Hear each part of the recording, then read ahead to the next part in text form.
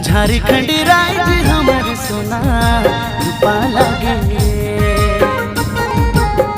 चारों दन भरल पुरल जाए हमारे राज्य रे।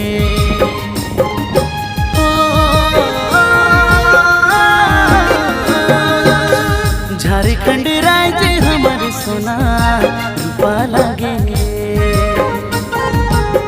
चारों दन भरल पुरल जाए हमारे राज्य रे।